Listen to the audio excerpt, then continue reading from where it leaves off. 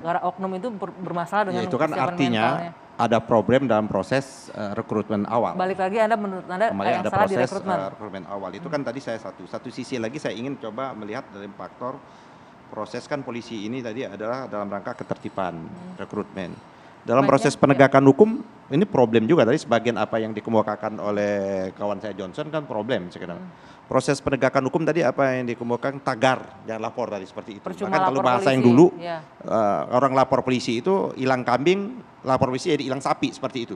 Kan itu kan yang sudah menjadi anekdot ya, sekarang menjadi kena dalam media sosial maka membuat tagar seperti itu. Tapi ada proses penegakan hukum ini menurut saya yang juga menjadi problem betul ini. Problem ini adalah kan padahal sudah ada warsdik, pengawasan warsdik. Sudah mulai proses itu tidak seperti dulu lagi kan. Proses kalau dulu kan membuat laporan langsung. Sekarang kan sudah ada mulai tingkat filterisasi. Laporan polisi itu kan tidak gampang diterima. Tapi kan ternyata faktanya menjadi masalah. Ini saya ada kasus nih baru. Kebetulan lagi menguji ini tesisnya mahasiswa saya. Jadi kasusnya adalah daluarsanya penuntutan terhadap kasus adalah pemalsuan tentang di Tangerang. Ini kasus penuntutan tentang jual beli. Jadi orang menjual beli pinjam sertifikatnya ini dan banyak ini terjadi. Ternyata dipinjam dia tidak tahu sudah terjadi jual beli. Nah ini sudah jelas pada waktu kasus P19 terus sudah ada arahan lagi dari Kejaksaan JPU bahwa ini harus di lab. Betulkah ada pemalsuan itu? Oke, poinnya yang disampaikan perintah dari penuntut umum ke ini ada bertahun-tahun, 5 tahun lebih tidak ditindaklanjuti seperti itu. Itu artinya ada problem di warsdik ini laporan seperti ini problem. Yang kedua kita kalau terjadi peristiwa, ya ini saya ingin saja ada peristiwa. Kadang-kadang yang akhirnya apa yang dikemukakan kita harap betul apa yang dikemukakan tadi Pak Sambo dan Pak Kapolri juga ada jenjang tadi 2 level di atasnya dan ini bisa ditegakkan secara konsisten kayak itu loh. Cara tegak. Jadi kalau memang ada aparat yang melakukan pelanggaran hukum dan tindakan tidak sesuai hukum, abuse of power atau ada seperti itu, maka tidak hanya sekedar pelaku yang di lapangan itu yang dihukum, atasannya. Nah, coba kalau kita lihat beberapa waktu yang lalu peristiwa kilometer 50. Sekarang kan lagi disidangkan tuh, kilometer 50 itu menurut saya peristiwa kilometer 50 itu terjadi diskriminatif. Kan itu oleh polisi pelanggar pembunuhan pasal 338. Pelaku kan ya, kalau nggak salah Pak Sambo kan tidak ditahan, ya kan? Tidak ditahan, ya kan? Tidak dilakukan. Nah, ini apa betul dia dalam proses komando ini hanya di tingkat yang pelaku di lapangan? Ada siapa otak di balik itu? Maksud Anda siapa lagi? Itu menjadi misteri. Yang Komnas HAM pun menjadi persoalan sekarang pun masih tanya. Nah, yang kedua adalah pengawasan yang tadi internal. Ini ada problem juga di Kompolnas kita. Menurut saya Kompolnas kita ini bermasalah. Seharusnya Kompolnas kita ini menjadi sparring partner. Membantu Propam, dia adalah mitranya Propam. Kompolnas ini dalam rangka untuk melakukan pengawasan. Bukan menjadi corongnya kayak gitu loh.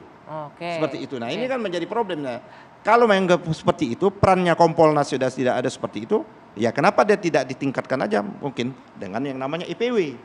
Itu seperti itu. Saya kan lebih menarik IPW dari Kompolnas. Lebih kencang IPW maksudnya begitu ya, lebih galak IPW. Bukan berarti mencari-cari kesalahan, tidak. Tapi dia harus profesional Kompolnas itu. Poinnya ditangkap ini mengenai pengawasan ini Pak Sambo, penindakan dan lain-lain. Nah, untuk contoh kasus misalnya yang di Medan nih seperti ini yang pencabulan terhadap istri tersangka, juga di Parigi pencabulan terhadap anak tersangka, itu gimana selanjutnya itu kasus penindakannya?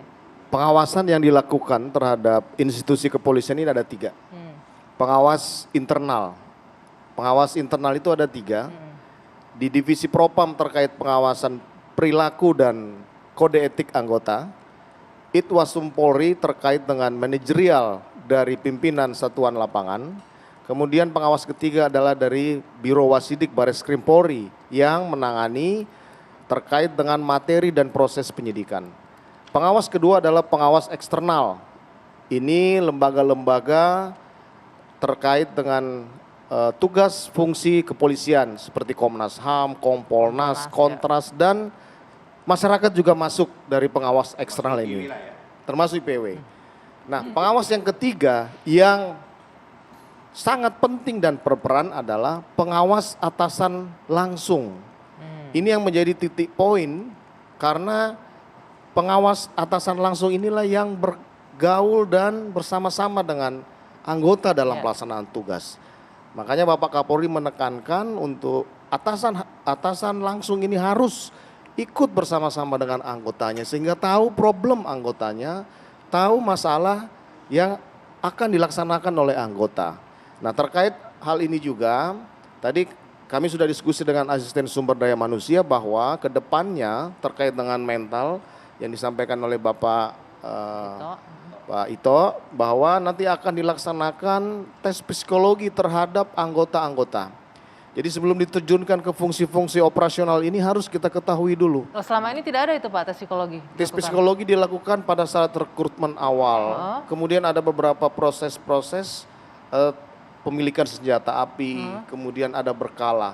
Nah, ini mungkin yang akan kita buat terobosan untuk secara rutin atasan langsung ini melakukan tes psikologi terhadap anggota-anggota di fungsi operasional sehingga bisa kita mitigasi secara awal. Oke, Ada artinya- masalah nggak dia dengan Pak Sambo, maaf saya potong, artinya selama ini untuk proses tes psikologi untuk anggota-anggota yang langsung di lapangan ini, untuk operasional ini tidak berjalan dengan baik, begitu? dilaksanakan hanya tidak rutin. Oke. Sehingga ini harus kita lakukan karena kita juga harus tahu tadi kondisi psikologis anggota ini seperti apa. Bagaimana keluarganya, bagaimana kondisi lingkungannya dan apa problemnya.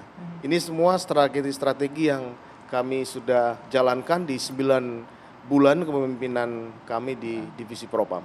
Tapi Pak, untuk kasus pencabulan ini, saya bisa bilang pencabulan ya, aksi tindak susila ini kan faktor-faktor lain itu sudah jelas tindakan pelanggaran kan ini ya, pelanggaran hukum. Apa masih dipertimbangkan lagi faktor mental dan lain-lain, itu kan sudah tindak Ya itu pidana sudah itu. jelas kan, sudah jelas. Sudah di PTDH, Aha, sudah jelas tidak benar oke. dia. Kita harus kasih Diberhentikan dengan contoh. tidak hormat ya. Upaya represif, penegakan kode etik dan disiplin secara tegas dan keras. Sudah disampaikan oleh Bapak Kapolri. Oke. Tidak ada siapapun itu, apakah dia anggota, kemudian Kapolsek atau Kapolres, itu kita lakukan tindakan secara tegas dan keras. Ini sebagai upaya represif. Apabila upaya preventif itu sudah Langsung masuk ke represif ya, Ya. kalau tidak. Lalu pertanyaannya kemudian, apakah tindakan seperti ini, pemecatan dengan tidak hormat ini bisa memberikan efek jera? Menurut Anda bagaimana? Kita lanjutkan nanti ya, usai jeda. Dua Sisi kembali sesaat lagi.